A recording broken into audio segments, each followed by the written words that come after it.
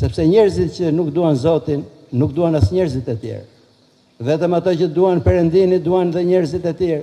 Dhe ata mund të marrin përgjegjësi për të mësuar njerëzit e tjerë, për të shpëtuar njerëzit e tjerë. Gjithmonë ndodh kjo gjë.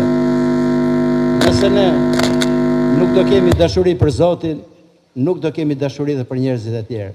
Madje sot që është larguar njeriu nga Zoti, janë larguar dhe nga njëri tjetri. Madje dhe brenda familjeve nuk ka më dashuri.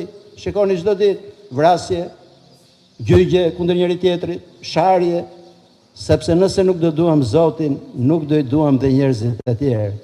Dhe Shën Pjetri ishte njeri që e donte Krishtin më shumë se sa të gjithë të tjerët. Prandaj edhe Zoti i ngarkoi këtë një barë shumë të rëndë për të përhapur ungjillin kudo.